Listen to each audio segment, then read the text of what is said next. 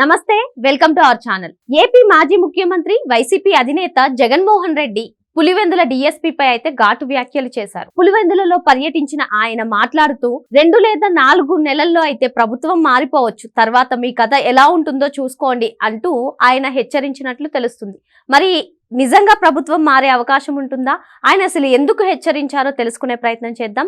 దీన్ని పూర్తిగా విశ్లేషించడానికి మనతో పాటుగా ఉన్నారు టీడీపీ అధికార ప్రతినిధి సూర్యదేవర లత మేడం. వారిని అడిగి పూర్తి వివరాలు తెలుసుకుందాం. మేడం నమస్కారం. నమస్తే మేడం, పులివెందులలో పర్యటించిన వైసీపీ అధినేత జగన్మోహన్ రెడ్డి పోలీసులను అయితే బెదిరించినట్లుగా తెలుస్తుంది. మరీ ముఖ్యంగా పులివెందుల డీఎస్పీ అలాగే 2 సీఐలను పిలిపించుకుని మరీ హెచ్చరించినట్లుగా తెలుస్తుంది. ఏంటి మేడం, అసలు ఎందుకు హెచ్చరించాల్సిన అవసరం వచ్చింది? అలాగే చూసుకున్నట్లయితే 2 లేదా 4 నెలల్లో ప్రభుత్వం మారిపోతుందో అంటూ కూడా ఘాటు వ్యాఖ్యలు చేసినట్టు తెలుస్తుంది. నిజంగా ప్రభుత్వం మారే అవకాశం ఉందా? ఏంటి మీ విశ్లేషణ ఏంటి మేడం?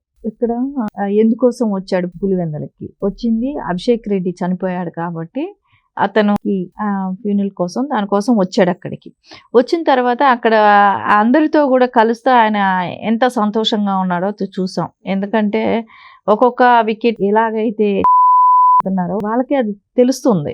ఎందుకంటే ఎవరైతే వివేకానంద రెడ్డి గారి హత్యలో పాల్గొన్నారో వాళ్ళందరినీ కూడా ఒక్కొక్కరిని వాళ్ళంతటా అంటే పాల్గొన్నా కానివ్వండి, వాళ్ళు అక్కడ డ్రెస్సింగ్ చేసిన వాళ్ళే కానివ్వండి, ఆ టైంలో వెళ్ళి చూసిన వాళ్ళే కానివ్వండి, అందరూ ఒక్కొక్కరుగా చనిపోతున్నారు. ఆ ఇదిలో ఉన్నాడు. అంటే ముందే ఆయన అనుకున్న ప్లాన్ అంతా సక్సెస్ అవుతుందన్న దీనిలో ఉన్నట్టే కనపడుతున్నాడు. సరే, అది అయిపోయింది. వెళ్ళిపోయే టైంలో ఎవరైతే మురళీ నాయక్ గారు వచ్చి డిఎస్పీగా ఉన్నారు అక్కడ, ఆయన వచ్చి వర్రా రవీందర్ రెడ్డిని అంటే భారతిరెడ్డి గారి పిఏ, అతను ఆల్రెడీ కేసులో ఉన్నాడు. ఇంకొక అతను వచ్చి రాఘవరెడ్డి, అవినాష్ రెడ్డి పిఏ, అతను కూడా కేసులో ఉన్నాడు. సరే, వీళ్ళిద్దరిని విచారిస్తుంది మురళీ నాయక్ అనే డిఎస్పీ. సో అందుకని వాళ్ళ మీద విచారిస్తున్నారనే ఒక దీంతో ఏంటి మా మనుషులే నువ్వు విచారిస్తావా అంటే వాళ్ళు తప్పు చేసినా విచారించకూడదు అంటే నిజాలు బయటకు వస్తాయన్న ఉద్దేశంతో బెదిరించినట్టు తెలుస్తుందా మేడం? లేదంటే ఇప్పుడు వాళ్ళు ఏ తప్పైనా చేయొచ్చు కానీ వాళ్ళని విచారించకూడదు. సో మా వాళ్ళని నువ్వు టచ్ చేస్తావా, మా వాళ్ళని నువ్వు అడుగుతావా, నీ పరిధి ఏంటి అంటే పోలీసులను కూడా ఆయన ఏంటంటే ఆయన వాళ్ళకు ఒక పరిధి గీసేశారు. వాళ్ళు ఇన్వెస్టిగేషన్ వైసీపీ వాళ్ళు అంటే వాళ్ళ దగ్గరికి వెళ్ళకూడదు. సో వాళ్ళు ఏం చేసినా, ఎన్ని తప్పులు చేసినా ఏం జరిగినా కూడా వాళ్ళని అడగకూడదు అనేది గత 5 ఏళ్ళు ఉన్నది. సో ఇప్పుడు కూడా అదే దీనిలో బాటలోనే వెళ్ళాలని చూస్తున్నాడు. సో అధికారం కోల్పోయినాము అనేది కూడా ఆయనకి ఇంకా తెలియట్లేదా, ఇంకా కళల్లో ఉన్నాడా ఏంటో తెలియట్లేదు, అర్థం అవ్వట్లా. ఆయన ఏ లోకంలో ఉన్నారో అని కూడా తెలియట్లేదు. అంటే ఆయన్ని బెదిరించడం జరిగింది మురళీ నాయక్ గారిని. అంటే అధికారం అనేది ఎన్ని రోజులు ఉంటుందో తెలియదు, తెలుగుదేశం గవర్నమెంట్ ఉండదు, కూటమి ప్రభుత్వం ఉండదు, 2 నుంచి 4 నెలల్లో ఏ రోజైనా కూలిపోవచ్చు, మళ్ళీ అధికారంలోకి మేమేం వస్తాం, వచ్చిన తర్వాత మీ అంత చూస్తాం. ఇది అంటే ఇంత భారీ మెజార్టీ ఉన్న తెలుగుదేశం పార్టీని సార్ కూటమిలో కలిపి ఉంటే ఇంకెంత భారీ మెజార్టీ ఉంది సార్. యాక్చువల్లీ తీసుకున్న తెలుగుదేశం కూడా భారీ మెజార్టీ ఉంది, ఎవరు ఏం చేయలేని పరిస్థితి. అలాంటి పొజిషన్లో ఉంటేనే ఈయన ఇలా బెదిరిస్తున్నాడు అని అంటే ఏమనుకోవాలి? అంటే ఆయన అసలు ఆ వ్యాఖ్యల వెనుక అసలు ధీమా ఏంటి మేడం? 2 లేదా 4 నెలల్లో అని ఖచ్చితంగా చెప్పినట్టు చెప్తున్నారు. అసలు దీని వెనకాల ఆయన వ్యాఖ్యల వెనుక అసలు అంత ధీమాగా మాట్లాడడానికి కారణం ఏంటంటారు? ఆయనకి గతంలో కూడా చెప్పారు నేను ఆత్మతో మాట్లాడతానని. ఆత్మలతో మాట్లాడి వచ్చాడేమో.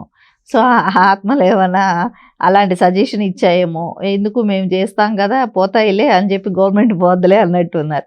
సరే, లేకుండా ఉంటే ఎవరిని అడిగినా చెప్తారు కదమ్మా. అసలు ఇట్లా ఇంత భారీ మెజారిటీ ఉన్నప్పుడు ఏ రకంగా ప్రభుత్వం కూలిపోతుంది, ఎలా అవుతుంది అనేది ఒక్కసారి ఆలోచించలేకపోతున్నానంటే, ఇంకా కాకపోతే ఇంకా వేరే రకం కుట్రలు చేసే అవకాశాలు కూడా ఉన్నాయి.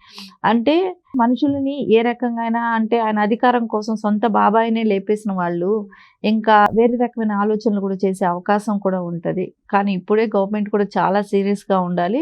ఈయన ఏ పద్ధతిలో అలాంటి మాటలు మాట్లాడాడు, ఎందుకోసం మాట్లాడాడు అనేది కూడా ఒకటి ఆలోచించాల్సిన విషయం ఉంటుంది. అంటే మనిషి ఏమైనా చేస్తాను అంటే అధికారం కోసం ఎలాంటివి జరిగేవి చూసాం గతంలో. మనం కోడికత్తి కానివ్వండి, గులకరాయి కానివ్వండి, వివేకానంద రెడ్డి గారి హత్య కానివ్వండి, ఆయన అధికారం కోసం ఎవరిని కూడా ఆయనకు కావాల్సింది అధికారం కోసం ఏమైనా చేస్తారు అలాంటి వ్యక్తి. అలాంటప్పుడు జాగ్రత్తగా ఈయన ఏం చేయాలనే ప్లాన్ చేస్తున్నాడు అనేది ఫస్ట్ అయితే అది ఆలోచించాల్సిన విషయమే. అంత తేలిగ్గా కూడా తీసేసుకోకూడదు అని అంటే, ఒకటి ఆయనకి గతంలో చెప్పాడు ఆయన ఆత్మలతో ఇట్లాంటివి మాట్లాడాలని ఈజీగా తీసుకుంటారా? లేకుండా ఉంటే ఆయన మాట్లాడే మాటల్లో అంటే గతంలో చేసిన అరాచకాలన్నీ ఉన్నాయి కాబట్టి దాని దృష్ట్యా ఇంకేమైనా ఎవరినైనా అటాక్ చేయాలని చూస్తున్నాడా, సో దానికోసం ఇలాంటి మాటలు మాట్లాడుతున్నాడా, అలాంటివి ఆయన మనసులో ఉన్నది ఈ రకంగా బయట వచ్చిందా అని కూడా ఆలోచించాల్సిన విషయం. కాకపోతే అదే విషయం ఆయన్ని కూడా ఇంటరాగేట్ చేయొచ్చు కదా. ఇప్పుడు ఏదైతే నువ్వు ఎలా చెప్తున్నావు అంటే ఎవరికి థ్రెట్ పెట్టావు, ఎవరిని గురించి నువ్వు ఇలాంటివి చేస్తున్నావు, ఇలాంటివి మాట్లాడుతున్నావు, ఏం చేద్దాం అనుకుంటున్నావు అనేది అయితే ఖచ్చితంగా ఇక్కడ ఆలోచించాల్సిన విషయం. అంటే ఇప్పుడు మనం గతంలో చూసాం బాబు గారి మీద ఎన్ని రకాల అటాకులు చేశాడు అనేది. ఇప్పుడు కూడా అలాంటివి మళ్ళీ ఏమైనా చేయడానికి ప్రయత్నిస్తున్నాడా అనేది అయితే ఇక్కడ సీరియస్గా ఆలోచించాల్సిన విషయం ఉంటుంది. జగన్మోహన్ రెడ్డి ఏదైనా చేస్తాడు, ఎందుకంటే గతంలో మనం చాలామంది నాయకుల్ని కోల్పోయాం కూడా.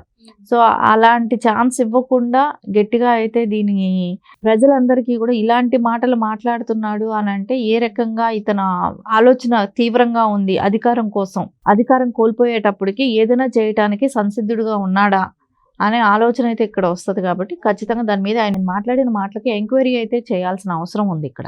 ఇప్పుడు చూసుకున్నట్లయితే ఒక డ్యూటీలో ఉన్న డిఎస్పీని ఆయన బెదిరించినట్లు తెలుస్తుంది. మరి ఇప్పుడు ఆయనపై ఏమైనా చర్యలు తీసుకుంటారంటారా? ఇక్కడ తీసుకోవాల్సిన అవసరం ఉంది. ఈ రాజ్యాంగంలో అలా ఇప్పుడు ఫుల్గా గవర్నమెంట్ ఫామ్ చేయడానికి అధికారం ఉన్న పార్టీలే అక్కడ ఉన్నాయి. ఏది 2-3 సీట్లు పోతే వచ్చిన నష్టం ఏమీ లేదు అక్కడ. అట్లాంటి స్టాండర్డ్ కలిగిన పార్టీలు ఎవరికైనా కూడా కూటమితో కలిస్తే ఇంకా భారీ మెజార్టీతో ఉంది.